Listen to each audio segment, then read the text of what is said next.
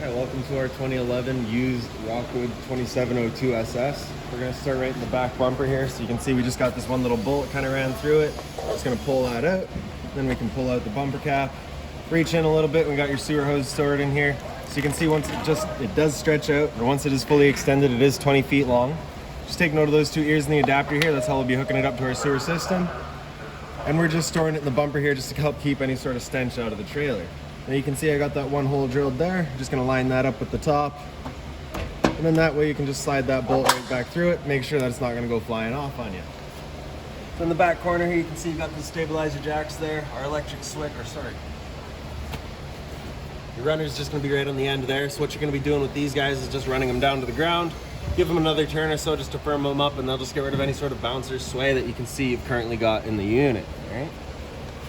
Right here, you've got your sewer connection there. So that cap's gonna attach the same way. I'm just gonna kind of turn it off, and you can see it's got the same ear that your hose back there had. And what you'll be doing is up front there, you got a gray valve. It is a black valve that's controlling your gray tank. In the back, you've got a black valve controlling your black tank. So your black tank is filled from your toilets. That's gonna be your dirtiest water. You're gonna wanna dump that out first. Once that black's done draining, you'll come up front to that gray tank, open that valve up, and allow that tank to drain out last. The reason we're doing that one last is just because it's filled from your showers as well as your sinks, so it's typically cleaner water than what you've got out of the black tank. So dumping out that last just to help keep that hose a bit cleaner. Right up above there, we've your storage compartments here. So you can see we've got a water hose in here for you, as well as a park adapter. So your 30 amp end will go into there, 15 amp into a standard household outlet. So you can run your fridge or charge your batteries at home. In the back there, you've also got the previous owner's water hose. I've left that there for you as just an additional hose if you'd like it. Right here, we've got your shore cord. So you can see that's your 30 amp end there. Most campsites are gonna have that. You can just plug straight on in and you're good to go. All right, like I just showed you there, we do provide you with the adapter as well to plug in at home. The other end of it here, you can see you just got that one little notch in the bottom corner. It's just gonna line up with that one right there. Just kind of press it in, give it an 1/8 turn, that'll lock it into place, and then you got that threaded collar in the back there to really lock it down. All right, and straight up from that, you've got an exterior shower. So you're gonna get a key that's gonna look just like this guy here, little round one. Stick it on into there, and open her up. And you get the standard 3-foot hose and head, hot and cold water. So if the dog's out getting muddy, you can spray him off before he gets inside. And then we're just gonna tuck it back away and lock it back up. We can figure out how that key goes in there. There we go. All right, beside that, we've got your sewer tank flusher. So you're just gonna pop that cap off, take your water hose, stick it into there, open up your black valve and turn on the water, and that'll just flush out the black tank for you. Reason for that being is if over time you may notice you've dumped out your black tank, you know for a fact it is empty, but your monitor panel's still reading 1/3 or 2/3. What that typically is going to be some debris in your tank there just going between the two probes. So what this guy will do is it'll just help flush out any sort of debris that's in there, give you a more accurate reading. Right here you've got a cable and satellite inlet. So on the left there, on the bottom you've got cable, on top you've got satellite, and on the right there is just a little phone jack. Little storage compartment here. Actually, sorry, missed something back here. So this here is just your stove vent. So whenever you're using your stove, it is of course propane stove, is putting off fumes. So you just want to make sure that these two ears on the side here are folded down. That way you can open up this flap so your fan inside can evacuate any sort of fumes. Once you're done, you're just going to kind of tuck it back into place and slide those ears back in to lock it in. And come on.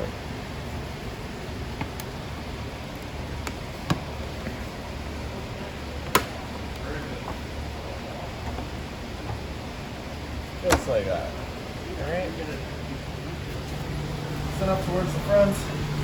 Got a city water connection up top here, so your water hose will just plug into there, turn on the water, and that'll pressurize the water lines throughout the unit. Below that's your hot water tank, so you just get this one little keyway there. You're just gonna line that up and you can pop it on open. Your control for turning it on with electricity is just down in the bottom corner here. For turning it on with propane, the switch is just inside. Once we get inside and do turn it on with propane, I'll go over a reset procedure, and the button that I'll refer to is just right here. Before you ever turn it on, whether it be with the electricity or with the propane inside, you just want to hit this relief valve and make sure that shot of water comes out. That bit of water coming out is just letting you know that hot water tank is full and it's safe to fire it up, and you're not going to burn anything out by doing so. Flip her back up, lock that thing back in place, and that's that. All right, so in the front here, you got your storage compartment, so it is locked. Same key here, open her up. So you can see you've got some leveling blocks here left by the previous owner, as well as some chocks. We've also got a manual override for your slide outs here, as well as a couple of jacks for running your stabilizers. On the side here, you can also see you've got direct access to your hot water tank as well as your water pump. So if you're looking to winterize the unit once it comes time, everything's going to be done just right here.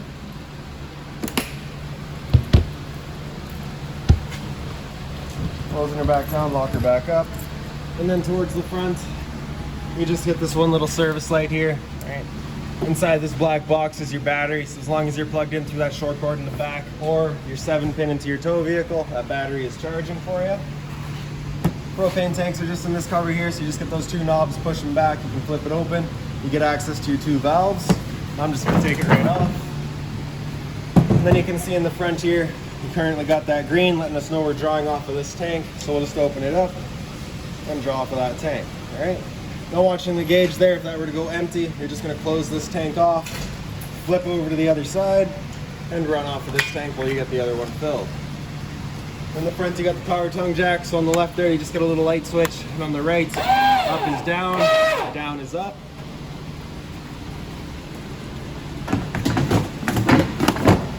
You also just get this window in the front here, so you just get the travel latches on either side, flip it open. And then the wing nuts on the sides there just to lock down the sliders, hold it open for you. On this side here, we just got the other end of your storage compartment. So same key is going to open that up.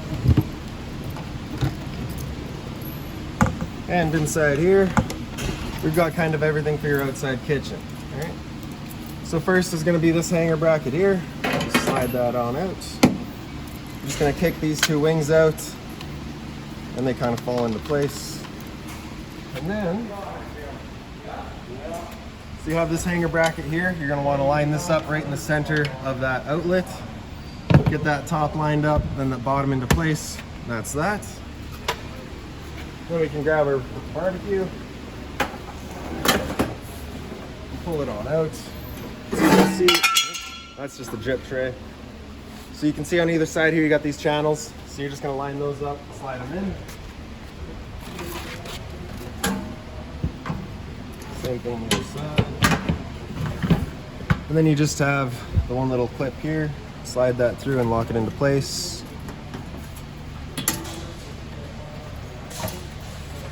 Same thing on the other side.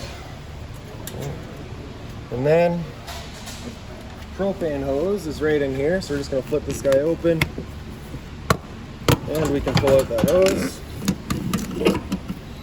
So you see it's got a little quick connect fitting there. So with this valve open though, you cannot undo that fitting, so it's just an added safety. So we'll close that fitting off, pull that collar back and attach it, lock it into place. And then you can open up that flow of propane, grab a long lighter, a little white one there, left, yep. All right. And then you're just gonna turn this, okay, so that red rivet there is off, turn it up all the way. And then through the bottom here, you just got that one little hole, and you can kind of reach up to, all right, hold on. Flip that cover back, stick our grill into place. Now we can turn it up.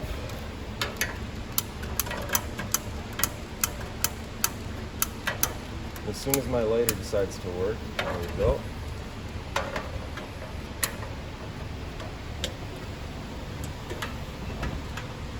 And you can see she fires right up. Right? And so once you got it going, of course, just cook as you would. Once you're done, just turn it back down to that red rivet and it'll turn itself off. And then we're just going to close off that flow of propane, undo the collar and pull it out, and stuff it back away.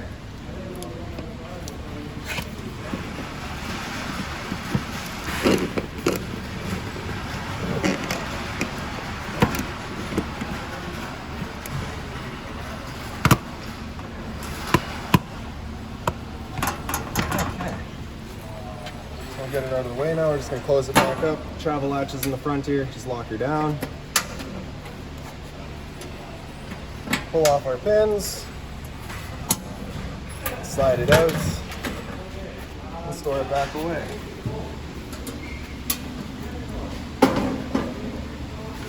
Your drip tray. So that just slides kind of right in the front here. It's got a channel there. There we go. Still in there.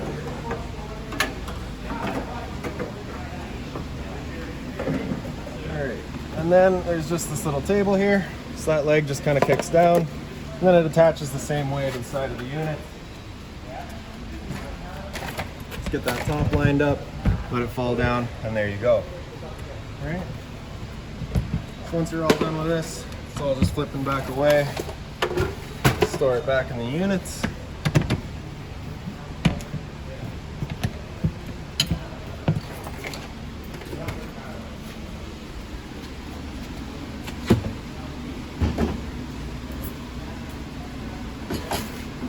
Alright, and that's your outside kitchen.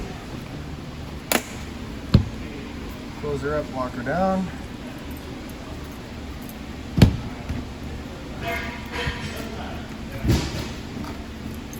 Right here is just your fresh water tank fill. So you're just gonna pop that cap off, take your water hose, stick it into there, turn on the water. That'll fill up your fresh water tank. You know that's full once it starts spitting water out of the vent there. The drain is actually on the other side of the unit.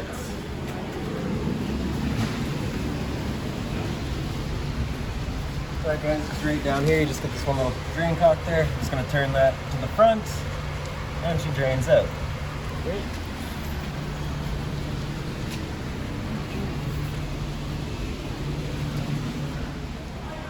Towards the back. You just got the exhaust for your furnace here, so if you're ever running your furnace, you just want to make sure nothing's blocking that. It does get hot.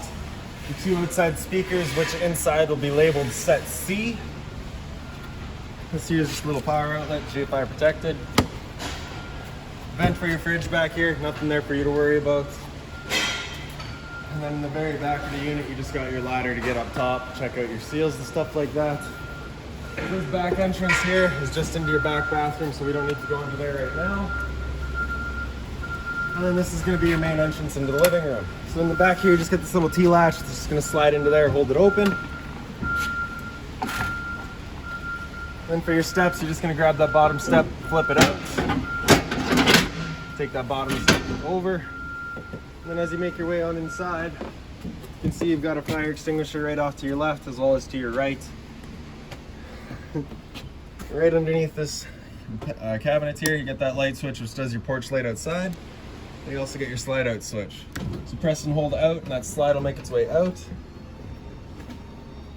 And once it's extended completely, you'll just hear some clicks from the motors letting you know they've reached their stall.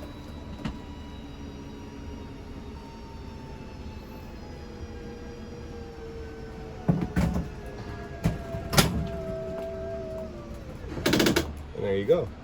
Okay, so the lights are at the unit, just on their own center switches there, and towards the front of the unit. Same idea, all right?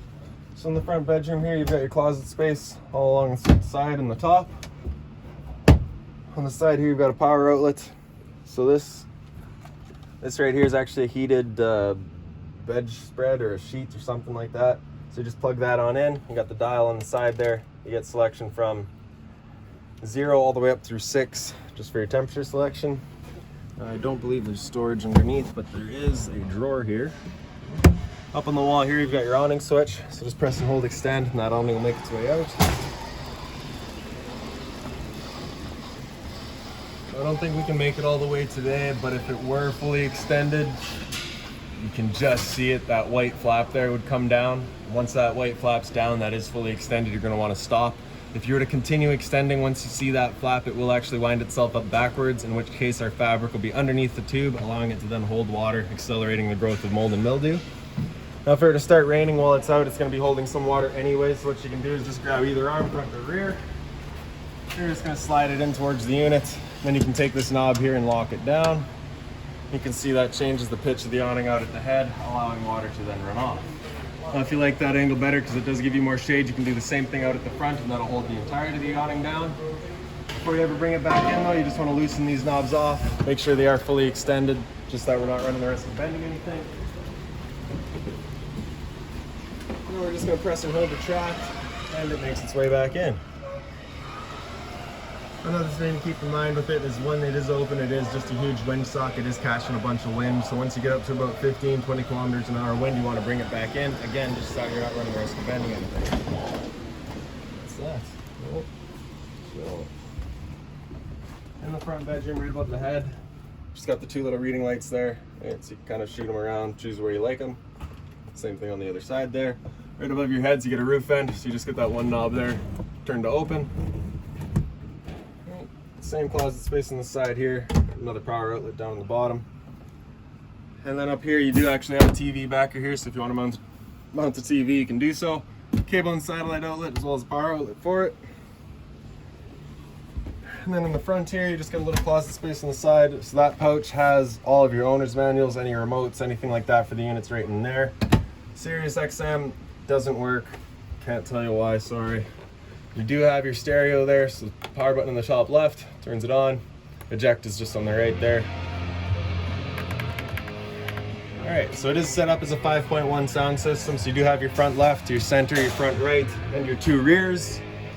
Subwoofer is right back here, so that's why this one's screwed shut. Not a storage compartment, that is just your subwoofer. Alright, so sound, you can go through all of your settings there. You got your seek on the side here. Alright. So your play and pause, stop, fast forward, that's going to be for if you had a DVD or CD in there. Speaker set A is your surround sound, speaker set B is in that front bedroom, and speaker set C was outside. Alright, and then down here is just kind of all of your bands, so you can get through all of your FM settings as well as your AMs. You can also go through your function, so you get your CD, your DVD, and then auxiliary, which is right up top here. And then auxiliary 2, which is through the back of the unit, AV1 back of the unit, AV2 is also in the back of the unit, and that's that. All right. Power button, turn it back off. Right up above that, we've got your antenna, so just turn this knob to turn it up.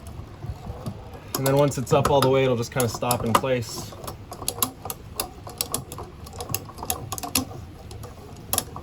Just like that. And then you can pull it down and just kind of move it around, looking for your best signal. Wherever your signal is best, you can leave it there. Before you go traveling though, you just want to make sure that these two arrows in the front here are lined up. And then you can bring it back down, and that just ensures that the channel or the V channel that the rod sits in is lined up, and it's not going to go sliding around on you. All right. Then your TV here is on a mount, so you just get this one little strap, pull that down, unlocks the strap, and then you can pull it out and just kind of shoot it wherever you like it. All right. When you're done, just pushing it back in until it clicks, and that's that. Below that, we've got all of your cable and satellite outlets up top here, as well as your antenna outlet below. So that green button there, or that green light there, is just letting you know your booster's turned on, you're getting the best signal you can. With it turned off, you're gonna lose signal. Video outlet, as well as your phone outlet, and then all of your different settings on the side here. So you can see we're currently hooked up to the cable and satellite. We also got game on the side, as well as MP3. That switch there just selects what you're using. Simple as that. A little bit of storage down here. So I do believe that is the kind of stock mount for the TV, if it weren't wall mounted, so we've left that in here for you as well. Inside here you do have, a bit of storage across the top, as well as the same sort of reading lights that you had up front. This couch does fold down, so just pick up the end, folds down, simple as that. Once you're done, pick it up, push it into place. These here are slide out locks, so once you have that slide in, it'll basically just sit up against the wall and to the back of the slide, just prevent it from falling out on you.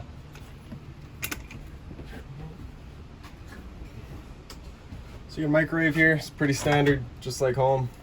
Not much I can teach you there. Sink here, hot and cold water, of course, with the cover. So it is just a plastic cover, so nothing hot on there. So for your range vent, you do get the lights as well as the fan. So this is that fan that you want turned on when you're using your stove, so you're evacuating your fumes. Get that little bit of storage up top there as well. Bifold cover, you're just gonna lift it up, push it back. Then you can just grab the spark or the valve there, turn it over to light, hit it with a sparker, and she fires right up.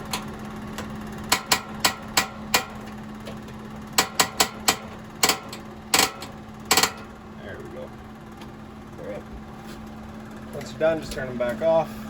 bifold cover up and towards you, falls into place. Below that, we got your stove, so you're just gonna open it up, grab a lighter, turn it over to pilot, press and hold, and then right in the back there, you can get that pilot light going.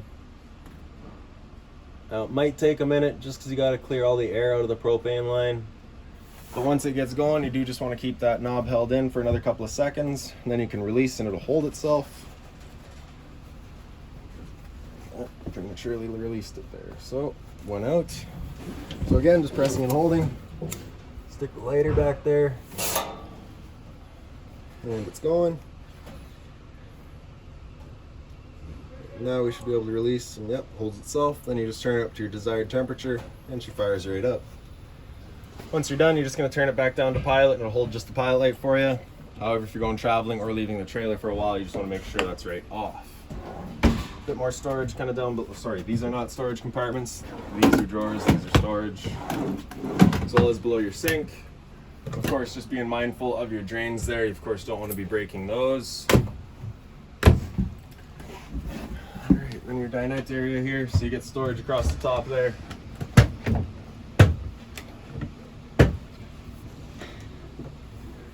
Then this one light here. And then for the table here, you just kind of pick it up, fold, the legs do fold down. Also got a Velcro strap here to hold them.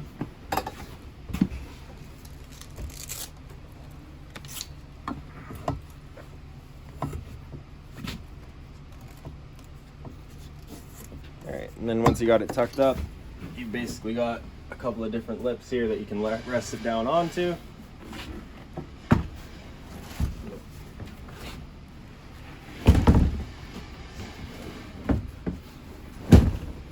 And then you're just going to take these two small cushions on the sides, as well as that one back cushion. Fill in the center.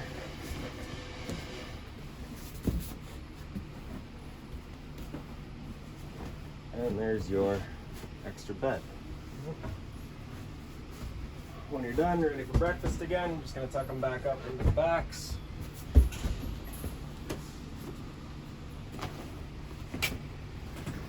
Pick up the table and just fold the legs back out. I'm going to leave it like this for travel just because it is safer. It's kind of more properly secured.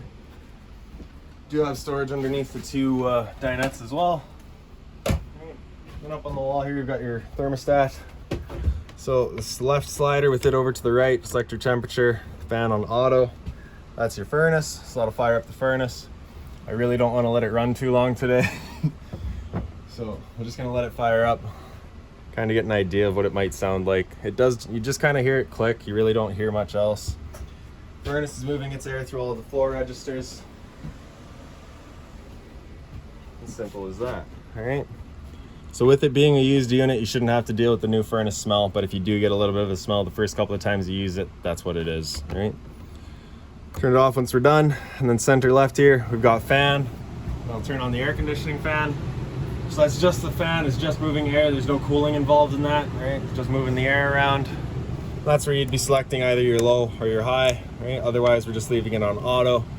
And after fan, you can go into cool, select your temperature, and that air conditioner will turn on, start bringing in cooling. Basically with the AC going, you got a couple different options here. You can have any sort of combination of these louvers opened or closed, and it just dumps. With the louvers open, they just dump all of the air right here. So when you first get out to your campsite, you're going to want to open them up, pull off this area as quickly as you can. Then you can close them off, start moving the air throughout the unit through all the ducting. Alright. So once you're done there, just turn it back off. A little bit more storage here, as well as down below. Right here you got your converters, just press the top and center, pops on open. Get all of your breakers down the center here. If a breaker ever breaks, it'll sit in the middle, so just turn it off and then back on. And then on the right side, you got all of your fuses. If a fuse ever pops, you'll get a little red light right beside it, letting you know exactly which one went. Above that, we got your fridge. So the power button on the top left here, with it in, that's turned on. With this button on the right in, that's running on auto, which is first gonna use AC power. If AC power is taken away, it'll automatically flip over to gas. And if you're dry camping and you want to run it solely on gas, just have that button come out. It'll run just on gas. And if you ever get that check light there, it's just letting you know it hasn't fired up. So at that point, off and back on to reset it. And if it still doesn't fire up, just make sure you got propane. Freezer compartment up here, fridge down below. Temperature selections, just that slider in the back there. Up is colder, down is warmer. All right. Pantry space here, or closet space, whatever you want to use it for. Then the back bunks here, right? Previous owners left that, so I figured I'd leave that for you as well. And then the bottom bunk, if you lift up at the end here, is access to that rear storage compartment, and you do have the same sort of heated bed here as well. All right. And then your bathroom, which, like I said, from outside is accessible. Right? Light switch right up on the wall here. Right beside that, we've got your water heater switch. Turn that switch on, fires up your water heater. If that water heater doesn't fire up, you get that reset light right here. At that point, you'll be going out using that reset button that we'd shown you.